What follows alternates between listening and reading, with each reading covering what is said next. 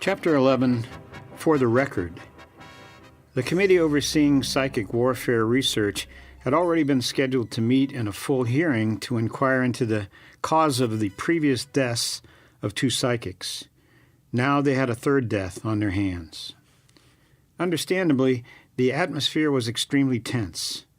Viktor did his best to appear in command of himself, although a certain amount of nervousness was expected as a matter of respect. When he was called at last into the small conference room down the hall from the laboratory. It was a closed hearing, with only the 4 Russian army officers present, 2 generals and 2 colonels, as judge and jury. So secret was the subject matter that not even a stenographer was included. The officers made their own notes as the hearing progressed, and, of course, it was all recorded on audiocassettes. Although Viktor had not been consulted in its composition, he knew exactly what Colonel Chernov's written report stated because he had been given a copy late the evening before. It was the usual head-in-sand nonsense that echoed the materialistic line, and it angered Viktor. It would take all of his self-control to go along with it. The new democratization had changed little at this level of operations. He and Dmitri had talked late into the night, and he knew that his friend was right.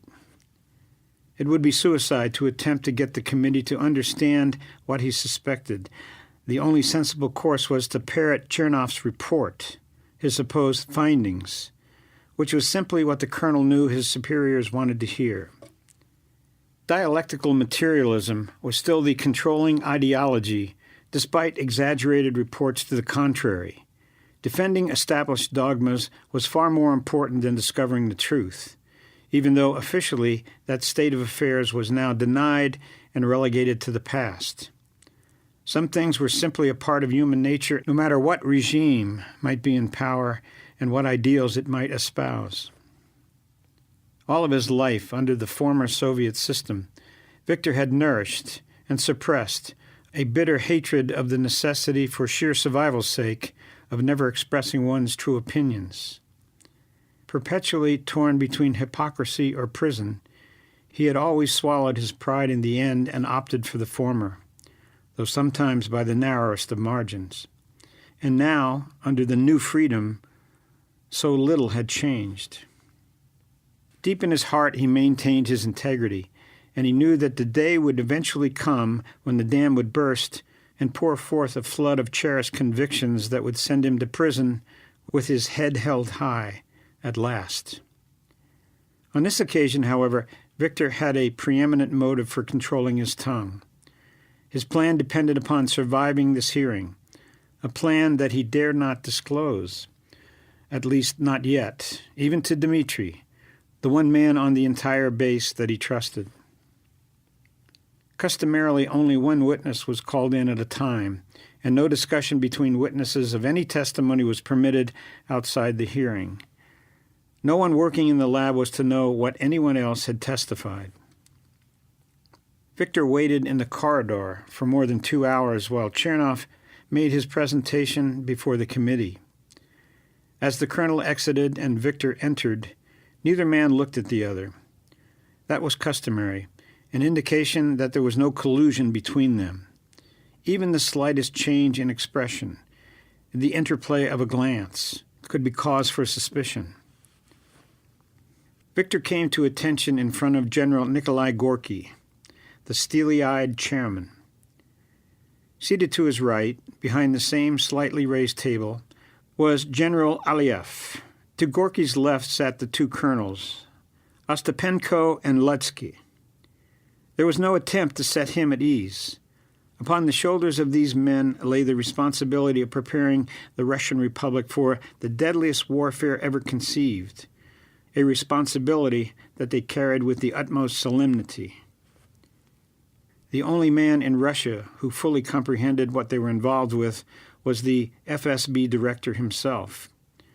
There was no room for error, and anything at that secret base that was the least out of line had to be dealt with harshly and immediately. Viktor knew by experience that he was just a pawn on the chessboard. Like all the others, including Colonel Chernoff, he was a man who knew far too much. His survival depended solely upon his ability to continue to produce what was vital to the program. If he ever failed in that, he would end up somewhere in the gulag, if they decided to let him live at all. He also knew that by now the unbending superiors he faced had already come to their conclusions based upon Chernoff's bullheaded input, and he must not say anything that would rock their boat. He had survived this ordeal 4 times before and was determined to do it again. General Gorky was shuffling through some papers and barely acknowledged Viktor's presence when he entered. Finally, he found what he wanted and looked up to stare Viktor coldly in the eye. "Dr. Koryev, the autopsy declares cardiac arrest to be the cause of death in both cases, and now in the third as well. We all understand that the type of experiments these men were involved in, so-called out-of-body journeys for the purpose of intelligence gathering, puts a great strain on the heart. Were there any warning signs to alert you? If not, why not? And if so, why did you not stop the procedure in time?" "Sir, as you know," began Viktor, choosing his words carefully, "my medical assistant, Dr. Shevchenko, who was present during all of our experiments, was brought into the program 2 years ago because of his many years of experience as a cardiac expert and surgeon. He detected no sign to indicate an imminent heart attack in any of the subjects, nor could he find any indication after carefully going over the graphs with me several times since. We simply had no warning that anything was wrong, and thus there was no way we could have aborted the process in time to save the lives of these men comrades who were very close to me and so important to what we were all dedicated to accomplish." "Then how can you explain what happened?" "I have asked Dr. Shevchenko, and he has no explanation. He was giving first priority to establishing additional safeguards, but he has come up with nothing as yet. We will keep working on that, but I think we all recognize by now that these experiments are extremely dangerous." Gorky turned to his colleagues. "Does anyone have any further questions regarding the matter of medical procedures and safeguards?" The 3 officers shook their heads. "Now we come to something far more serious, something that is not discussed in the official report given to you by Colonel Chernoff last night. He has informed this committee that you made some reference to gods. We are assuming that that was in jest, but that you were not jesting when you stated to him that we were being warned not to proceed with this program. I view that statement with great concern. What do you have to say for yourself?" Viktor drew a quick breath. "Of course I was not serious about the gods. While I presume Colonel Chernoff recognized that, I admit it was an ill-advised remark. I'm afraid also that my other statements to the colonel may have been hasty." "Hasty in what regard?" "Well, there could be other explanations. I may have been overreacting under the stress of the occasion. I can tell you that what we witnessed yesterday was not only awesome but terrifying, as I think the others who were present will all testify." "You didn't answer my question. Hasty in what regard?" "I expressed an opinion about the meaning of the message that was given under the stress of the moment and had not been carefully thought out to a conclusion." "Have you come to that conclusion by now?" "No, sir, I have not. Death to Prometheus does seem to be a warning. Its exact meaning, however, remains a mystery, which may indeed be the intent." General Aliev had been shifting in his chair restlessly and drumming his fingers on the table as if to show his impatience with the lack of progress. He interrupted at this point. "There has been a consistent pattern to these so-called messages. Is that not true? For one thing, each has been signed by Archon. You are responsible, Dr. Koryev, to determine their source, and also their meaning. This committee is waiting to hear something substantive from you. Instead, you've given us nothing but vague apologies." If you took a poll of the leading Russian psychologists, replied Viktor quickly, I'm certain the consensus would be that the source of these messages has to be the deep unconscious of each psychic. That 3 different individuals have, in their deaths, given us messages that are so consistent in content must be attributed to the collective unconscious that is shared by all members of the race. The consistency in the presentation of the messages can also be explained on the same basis, which is why I would personally consider this to be the only possible theory. Colonel Ludsky was shuffling loudly through some papers in an apparent show of disapproval, and Colonel Ostapenko had cleared his throat, shoved his chair back, and turned his head several times toward General Gorky. As for Gorky, his steely eyes were staring with unblinking intensity into Viktor's. Determined to keep his train of thought and not be unnerved, Viktor pushed on with his explanation. In the altered state of consciousness, that, as you know, is the only way we know of for engaging in these experiments, the subconscious mind controls the motor muscles. This often results in what has been called automatic writing. In each case, we're familiar with the mechanics, interrupted General Aliev impatiently. What we must know is the interpretation of the message.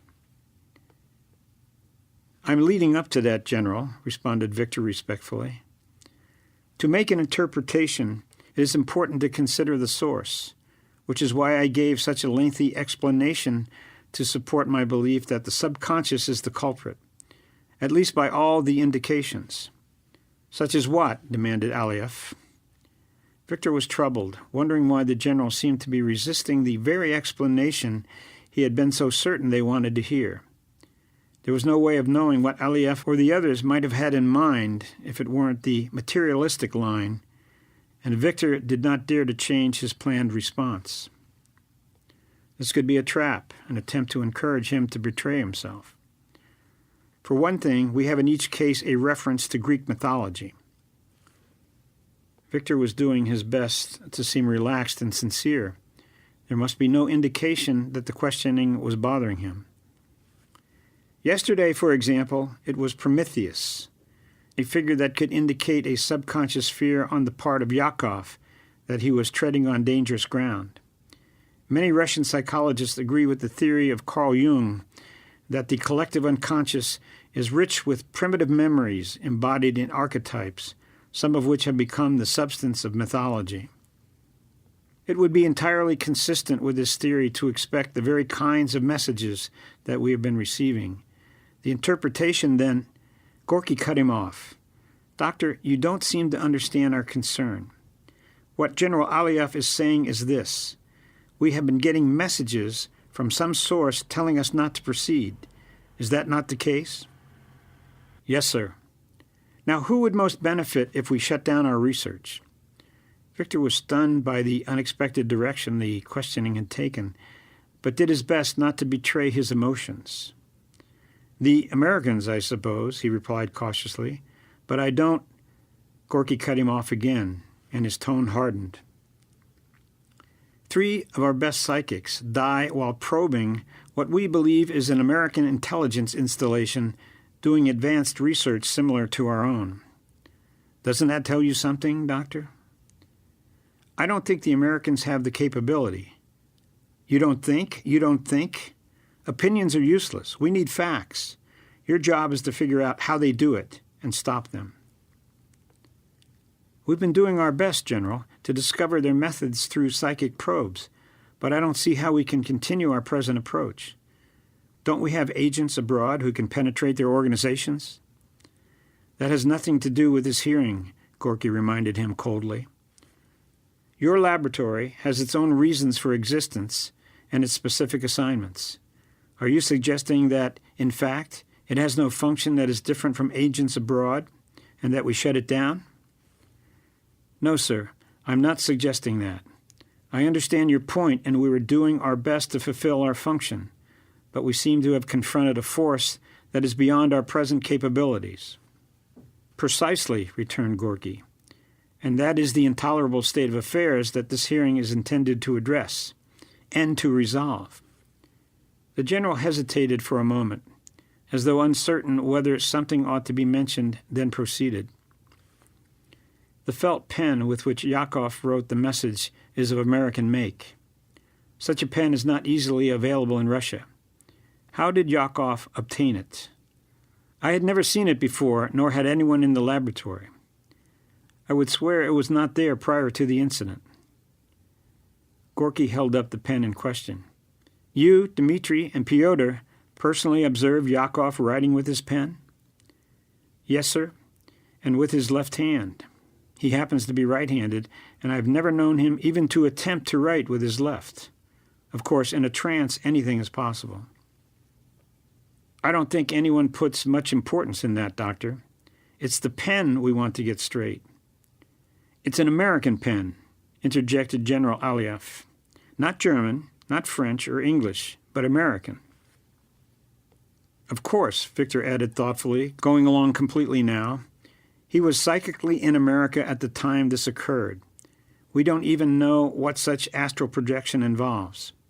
Conceivably, something from America somehow became psychically attached to him and appeared in the lab at the time he suddenly came back into his body. Can we be sure he came back? Gorky asked sharply. What does Dr. Shevchenko say? He does not know, sir.